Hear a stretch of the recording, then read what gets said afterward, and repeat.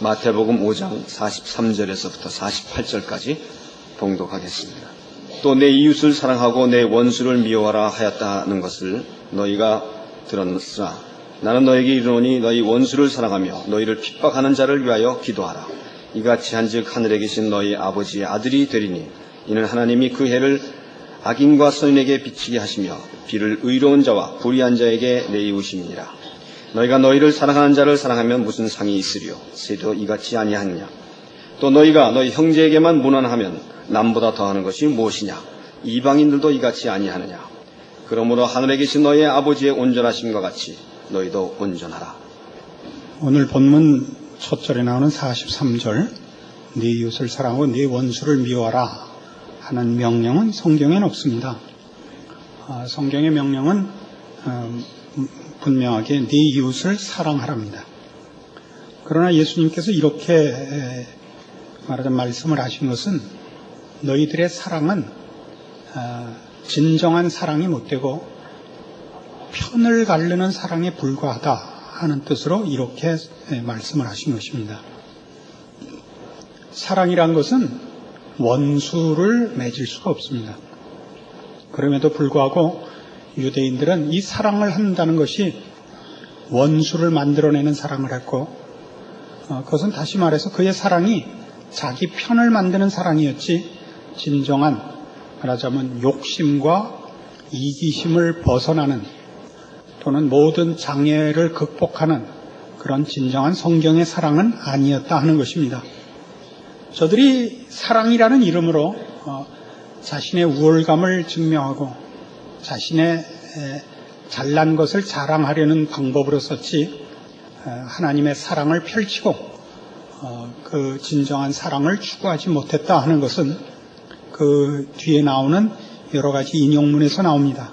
46절에 있는 바와 같이 너희가 너희를 사랑하는 자를 사랑하면 무슨 상이 있으리요?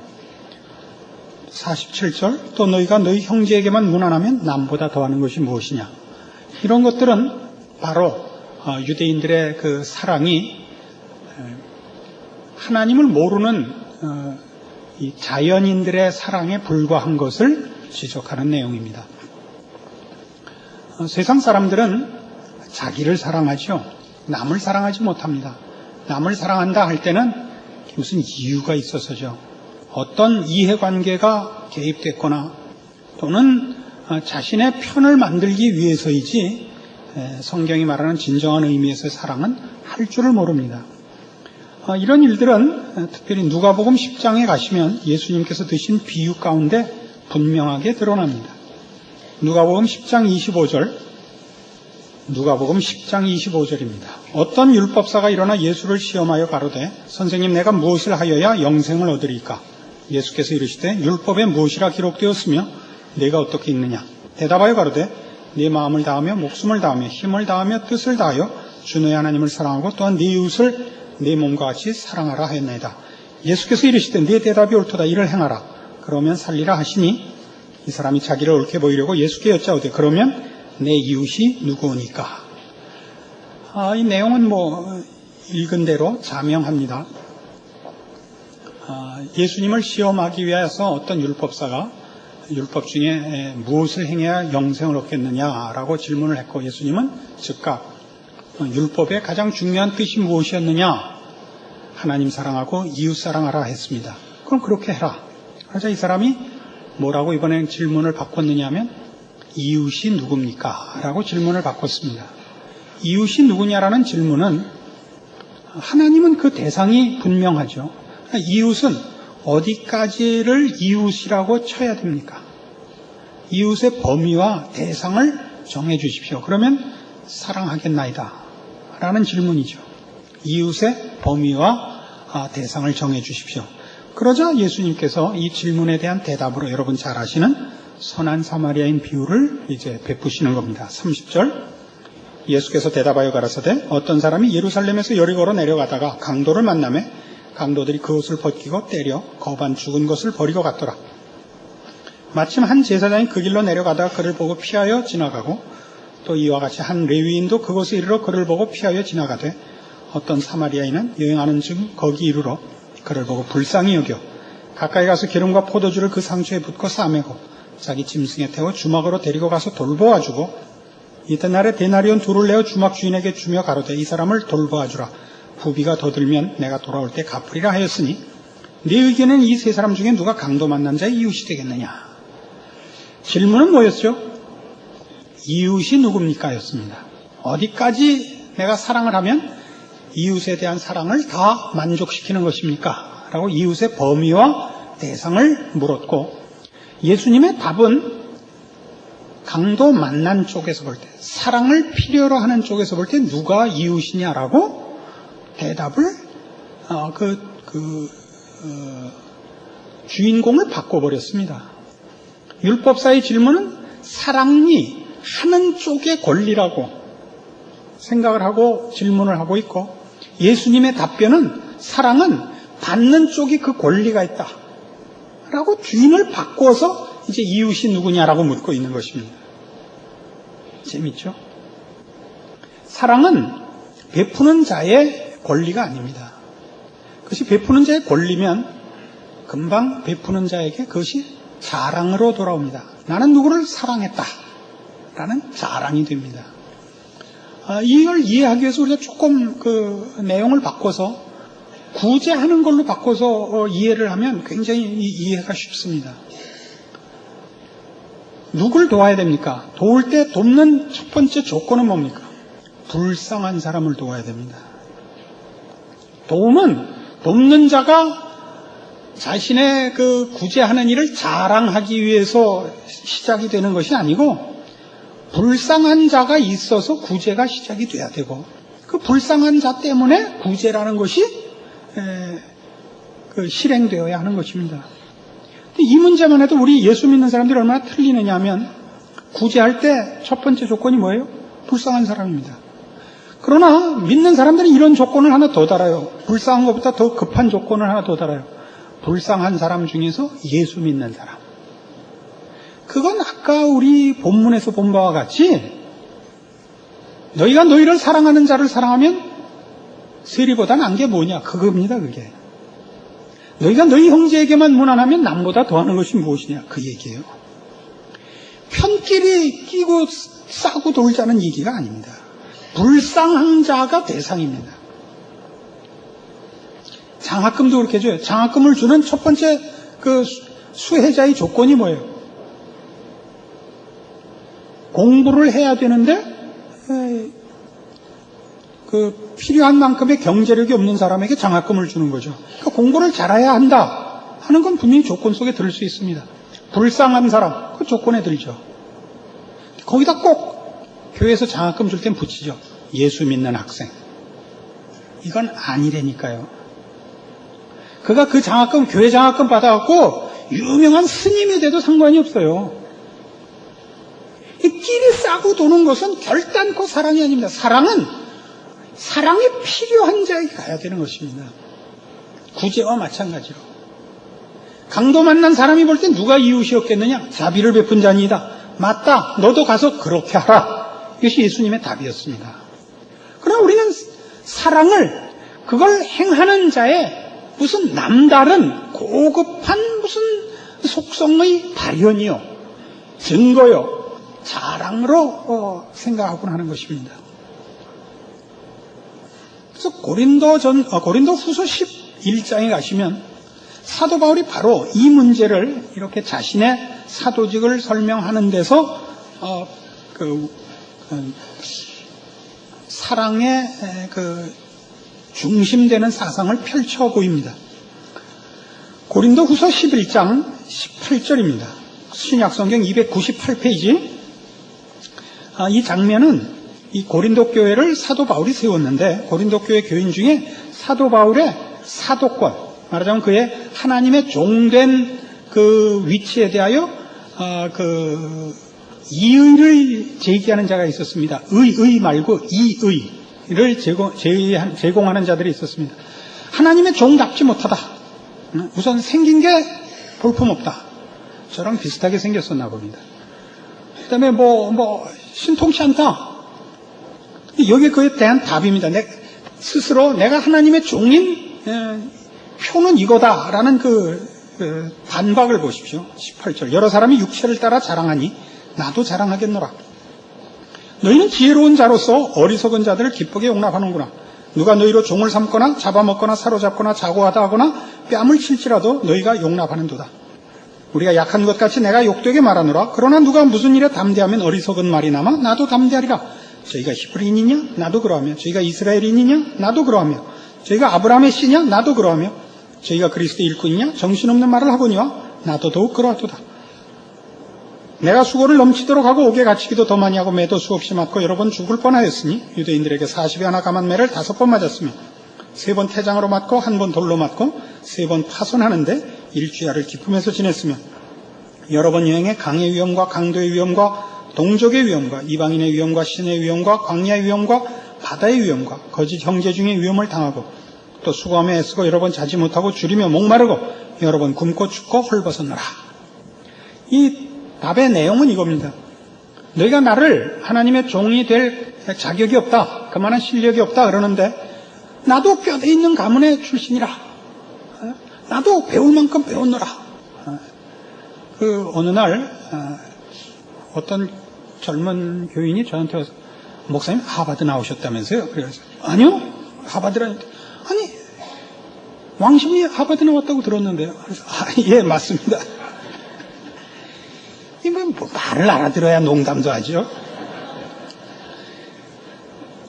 저도 그러니까 할 만큼 한 거 하버드 이상 센 학교가 어디 있어요? 대학을 하버드 나왔다. 뭐 보스턴에 있질 않아서 흠이지. 그러니까 바울이 그 얘기예요. 내가 배울 만큼 배운 사람이라. 우리 집이 뼈대 있는 가문이라. 그리고 뭐라 하냐면 내가 주를 위하여 고난을 받으면서도 내가 물러서지 않았노라. 응? 내가 매도 수없이 많고 맞고 갇히기도 하고 여러 고생을 당하고 굶고 춥고 헐벗었지만 내가 포기하지 않았노라. 그러나 내가 가장 하나님의 종된 표가 뭐냐? 28절. 이외의 일은 고사하고 오히려 날마다 내 속에 눌리는 일이 있으니 곧 모든 교회를 위하여 내가 염려하는 것이라. 누가 약하면 내가 약하지 아니하며 누가 실족하게 되면 내가 애타하지 않더냐. 이것이야말로 사도 바울이 사도된 정말 분명한 하나의 증거입니다. 사랑은 그 보답을 받지 못한다고 해서 원한으로 돌아서지 않습니다. 사랑이 그렇게 돌아서는 것은, 원한으로 돌아서는 것은 죄 지은 사람들의 사랑이기 때문에 돌아서는 겁니다. 하나님의 사랑은 그렇지 않습니다. 여러분, 이걸 인간은 가지지 못하죠. 하나님의 사랑을 입은 후에 중생하고 나서야 가질 수 있는 것인데, 자연인이 이 일에 대하여 비슷하게 가지고 있는 것은 부모가 자식에 대해서 가지는 사랑입니다. 여러분, 자식이 부모의 사랑과 부모의 정성에 보답하지 않고 그 실망을 시키고 혹 배신을 한다고 해서 자식을 잊거나 포기하는 부모가 있습니까? 없죠. 속이 쓰리죠. 여기 사도 바울의 표현대로 누가 약하면 내가 약하지 아니하며 누가 실족하면 내가 애타하지 않더냐. 애가 타죠. 속이 타죠. 버리지 않습니다. 외면하지 않습니다. 그 사랑에서 상대방을 끊을 수가 없습니다. 지워버릴 수가 없습니다. 그렇지 않습니까? 안 해봤다고요? 우리가 하나님께서 우리에게 어떠한 사랑을 주셨는가라고 얘기할 때 성경이 이런 얘기를 하는 걸 기억하셔야 됩니다. 우리가 아직 죄인 되었을 때 그리스도께서 우리를 위하여 죽으심으로 하나님께서 우리에 대한 자기의 사랑을 확증하셨느니라. 사랑은 조건이 있어서 찾아오거나 또는 보상을 바라고 찾아오면 이미 사랑이 아닌 것입니다. 우리가 아직 죄인이었을 때, 하나님 앞에 이쁘게 보이지 않았을 때 하나님은 우리를 사랑하시는 것이고, 그래서 하나님이 희생을 감수하시는 것입니다. 사랑은 자기 증명용이 아닙니다. 그러니까 만일 그 사랑이 원수를 맺고 그 사랑에 편가름이 있다면 그것은 사랑이 아니다 이거죠. 요한일서 4장 7절 이하의 말씀이 제가 지금 설명드린 말씀을 바로 그렇게 분명하게 설명하고 있습니다. 신약성경 392페이지 요한일서 4장 7절입니다. 사랑하는 자들아 우리가 서로 사랑하자. 사랑은 하나님께 속한 것이니 사랑하는 자마다 하나님께로 나서 하나님을 알고 사랑하지 아니하는 자는 하나님을 알지 못하나니 이는 하나님은 사랑이심이라. 하나님의 사랑이 우리에게 이렇게 나타난 바 되었으니 하나님이 자기의 독생자를 세상에 보내심은 저로 말미암아 우리를 살리려 하심이니라. 사랑은 여기 있으니 우리가 하나님을 사랑한 것이 아니요 오직 하나님이 우리를 사랑하사 우리 죄를 위하여 화목제로 그 아들을 보내셨음이니라. 사랑하는 자들아 하나님이 이같이 우리를 사랑하셨은즉 우리도 서로 사랑하는 것이 마땅하도다. 하나님이 우리에게 사랑을 베푸셨습니다. 우리 이 하나님의 사랑을 받은 하나님의 백성된 자만이 비로소 사랑을 압니다. 그리고 사랑을 할 수 있습니다. 세상 사람들이 사랑을 하지 못하는 이유는 저들은 사랑을 모르기 때문입니다. 사랑을 받아본 적이 없습니다. 그래서 사랑을 할 수가 없습니다. 아까 예를 든 것처럼 믿는다는 이름으로 믿는 자끼리만 사랑을 주고받는다면 그것은 사랑이 아닙니다. 패를 나누는 것에 불과합니다. 우리가 저들과 다르다는 것을 자랑하는 것에 불과합니다. 그런 식의 자랑은 곤란합니다. 우리의 자랑은 함께 가는 자랑이어야 되고 우리의 자랑은 저들과 우리가 하나님의 베푸신 은혜에 동참케 하여 함께 기뻐하는 것으로 가는 자랑이어야지 너는 없지 나는 있다 이런 식의 우열의 개념의 자랑이어서는 안 되는 것입니다. 바로 이것이 서기관과 바리새인보다 난의인 것입니다. 저들은 사랑을 누구에게 했습니까? 사랑할 만한 자들끼리만 한 겁니다. 자기네 패거리끼리만 했죠. 그 사랑을 아무에게도 나누지 못한 것은 저들은 하나님의 사랑을 모른 탓이다. 이렇게밖에 결론을 내릴 수가 없는 것입니다. 고린도전서 13장에 가시면 이 사랑이 얼마나 중요한 개념이냐 하면 이런 정도로 중요합니다. 신앙에 있어서 사랑보다 중요한 내용은 없습니다. 고린도전서 13장 1절 내가 사람의 방언과 천사의 말을 할지라도 사랑이 없으면 소리나는 구리와 울리는 꽹과리가 되고 내가 예언하는 능이 있어 모든 비밀과 모든 지식을 알고 또 산을 옮길 만한 모든 믿음이 있을지라도 사랑이 없으면 내가 아무것도 아니요 내가 내게 있는 모든 것으로 구제하고 또 내 몸을 불사르게 내어줄지라도 사랑이 없으면 내게 아무 유익이 없느니라. 사랑이라는 것을 이렇게 생각하시면 안 됩니다. 우리는 믿음의 본체를 신자된 그 몸통을 능력, 열심 혹은 경건 이렇게 생각하곤 합니다. 그리고 사랑을 그 중에 한 기능으로 생각을 하는 식의 오해가 제일 많습니다. 그렇지 않습니다. 사랑은 본체입니다. 사랑은 한 가지가 아닙니다. 이 2절에 있는 바와 같이 내가 예언하는 능이 있어 모든 비밀과 모든 지식을 알고 또 산을 옮길 만한 모든 믿음이 있을지라도 사랑이 없으면 내가 아무것도 아니요 라는 표현을 유념하셔야 됩니다. 여기서 말하는 놀라운 믿음이 있을지라도 그 믿음이 본체가 아니고 사랑이 본체라는 것입니다. 사랑이 없으면 내가 아무것도 아니요. 이거 영어식 표현이 훨씬 좋습니다. I am nothing입니다. 나는 없는 것입니다. 한동안 그런 논쟁이 있었죠. 일본은 있다. 일본은 없다. 사랑이 없으면 신자는 없답니다. 사랑이 없으면 신자는 신앙이 없는 게 아니라 신자 자체가 없는 것입니다. 하나님의 백성의 본체가 사랑입니다. 거기서부터 능력도 나가고 거기서부터 무슨 구제도 나가고 거기서부터 뭐든지 나가는 겁니다. 사랑이 어떤 열심을 낸 것이 말하자면 한 그 믿음의 그 모양이 되고 활동이 되는 것입니다. 그 모든 것은 사랑으로부터 출발하는 것입니다. 사랑은 개념도 아니고 원리도 아닙니다. 본체입니다. 1절부터 다시 보세요. 내가 사람의 방언과 천사의 말을 할지라도 사랑이 없으면 소리나는 구리와 울리는 꽹과리입니다. 그건 본체가 없는 것이라고요. 내가 내게 있는 모든 것으로 구제하고 또 내 몸을 불사르게 내어줄지라도 사랑이 없으면 내게 아무 유익이 없습니다. 본체가 쌓여가는 것이 아닙니다. 그럼 우리는 어디로 가고 있죠? 오늘날 한국교회 성도들에게 제일 큰 병이 있다면 믿음의 본질을, 신자된 본체를 열심으로 생각하는 것일 것입니다. 왜 열심으로 생각하고 있죠? 왜 능력으로 가고 있죠?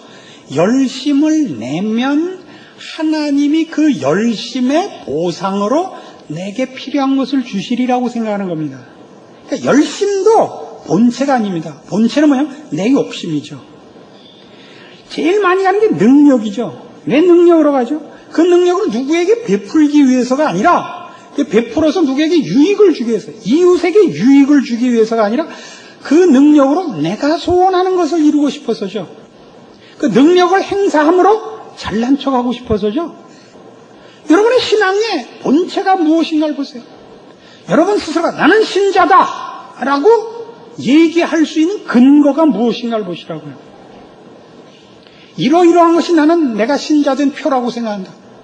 이것을 하는 것을 하나님이 제일 좋아하리라고 생각한다. 좋아하리라고 생각하는 이유가 뭡니까? 그렇게 하나님이 내가 이렇게 하는 걸 좋아하시면 내가 원하는 걸 해주겠지. 그러니까 언제나 소원으로 뒤에 달려있죠. 이건 아닙니다. 사랑을 하십시오. 사랑이 본체입니다. 그래서 우리 다음 주에 그 결론에 가겠습니다만, 하늘 아버지의 온전하심과 같이 너희도 온전하라 를 하나님이 목표하고 계십니다. 하나님이 제일 좋아하는 게 그겁니다. 우리가 하나님을 닮고 그 사랑의 완전한 경지에 가는 것을 좋아하지, 우리에게 또 다른 무엇을 하나님은 의도하고 계시지 않습니다. 능력 있고 높아지고 이런 것은 하나님이 우리에게 목표하거나 계획하고 있는 내용이 아닙니다. 그건 우리의 개인적인 욕심에 불과합니다. 그래서 여러분의 신앙의 내용이 다 이런, 우리가 아직 죄인 되었을 때 그 아들을 보내신 하나님의 사랑으로 동질화되고 거기에 줄을 서지 않으면 여러분은 결국 신앙이라는 이름으로 여러분 욕심을 채우자는 것 외에는 아무것도 아닌 것을 하고 있는 겁니다. 그게 어디에 나타난다고요? 이웃을 사랑하는가 확인해 보시란 말이죠. 그래서 4절 이하 이렇게 나와죠. 사랑은 오래 참고, 사랑은 온유하며, 투기하는 자가 되지 아니하며, 사랑은 자랑하지 아니하며, 교만하지 아니하며, 무례히 행치 아니하며, 자기의 유익을 구치 아니하며, 성내지 아니하며, 악한 것을 생각지 아니하며, 불의를 기뻐하지 아니하며, 진리와 함께 기뻐하고, 모든 것을 참으며, 모든 것을 믿으며, 모든 것을 바라며, 모든 것을 견디느니라. 이건 다 뭡니까? 아까 누가복음 10장에서 본 바와 같이 사랑은 누가 주인이었죠? 사랑을 필요로 하는 자가 주인이었다고요. 강도 만난 자가 볼 때 누가 이웃이었겠느냐? 일치하는 것 아닙니까? 사랑은 그 사랑을 필요로 하는 사람을 위하여 쓰여져야 됩니다. 사랑을 베푸는 자가 댕댕거려서는 안 되는 겁니다. 난 할 만큼 했다? 이 이상은 아무도 얘기해 줄 사람 없다. 난 참아줄 만큼 참았다. 도와줄 만큼 도와줬다. 이제부터 안 되는 건 다 네 탓이다. 넌 나쁜 놈이다. 이건 사랑이 아닙니다. 자신의 잘난 것을 증명하기 위하여 이웃을 희생물로 만들지 마십시오. 예수 믿는 사람들이 꼭 기억해야 되는 것 이겁니다. 여러분을 증명하기 위해서 여러분 옆 사람을 희생시키지 마십시오. 여러분 옆 사람을, 여러분 이웃을 복되게 하기 위해 여러분이 목사발이 되십시오. 성경 전체의 사상입니다. 나는 섬김을 받으러 온 것이 아니라 도리어 섬기러 왔노라. 이 예수님께서 즐겨 사용하신 신앙의 본질 아닙니까? 왜 이게 없죠? 경쟁적으로 하나님 앞에 손을 내밀어 1등 성적표를 받아내가지고, 그래가지고 네 소원이 무엇이냐? 그러면 네, 저는 이것을 원합니다. 이거 하려고 지금 발버둥 치고 있는 것 외에 아무것도 아니잖아요. 오늘날 우리나라 교육이 제일 잘못된 게 뭐죠? 경쟁하는 것밖에 몰라요. 같이 갈 줄을 몰라요. 제가 가끔 그 당구장에 간다 그랬죠. 생활비가 모자라서. 그럼 그 젊은 애들 당구 치러 오는데 제일 참 안 됐다 싶은 게 뭐냐? 그 가까운 친구들끼리 와서 당구 치는 이렇게 욕들을 하면서 쳐요. 좋게 말하는 애를 못 봤어요. 다 욕이에요, 서로. 칠 때마다 상대방이 잘 치면 잘 쳐서 욕이고, 뒷공 잡으면 잡아서 욕이고, 개새끼는 그저 예사 낮춤에, 개새끼는 그 이상의 고급한 단어를 쓸 줄은 몰라요. 왜 그래요? 남이 잘하는 걸 잘했다 그러는 훈련을 받은 적이 없기 때문에요. 여러분들은 예수 믿어서 믿지 않는 사람과 뭐가 달라졌으며 무엇으로 여러분의 신자된 표를 분명히 해야 되는가? 오늘 말씀에 비추어서 생각해 보시기 바랍니다. 여러분이 돌아보아야 할, 함께 가야 할 여러분의 이웃들이 누군가 생각해 보시고 그분들에게 여러분들이 얼마나 쓸모있는 사람인가, 얼마나 하나님의 사람으로